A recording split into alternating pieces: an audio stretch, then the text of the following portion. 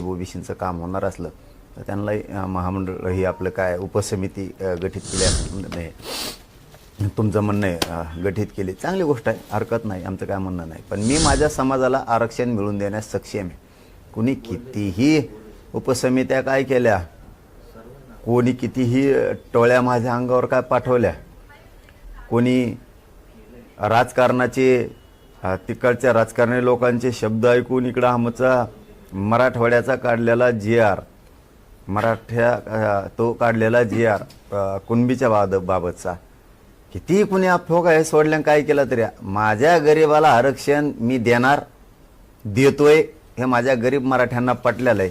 त्यामुळे आम्ही कोणी काही टेन्शन घेत नाही आणि ओबीसीत मराठ्यांना मीच घालणार आणि मराठवाड्यातल्या मराठ्यांना आरक्षण मीच देणार. त्याच्याशिवाय मी आणि माझा समाज माग हटत नाही. त्यामुळे कोणी किती काय झालं तरी आम्हाला काही फरक पडत नाही त्याचा. आणि माझं याला जोडून म्हणणं आहे, ओबीसी समाजाला जसं तुम्ही उपसमिती गठीत केली, आणखीन एक काम करा राव, तुम्ही या राज्यातल्या सगळ्या 14.5 कोटी जनतेचे तुम्ही मालक आहे. दलित मुस्लिमांसाठी सुद्धा उपसमिती करा ना. एक उपसमिती त्यांच्यासाठी करा, एक उपसमिती शेतकऱ्यासाठी करा सेपरेट, 2 करा, त्या आदिवासींसाठी 1 करा उपसमिती आणि मायक्रो ओबीसीसाठी 1 करा.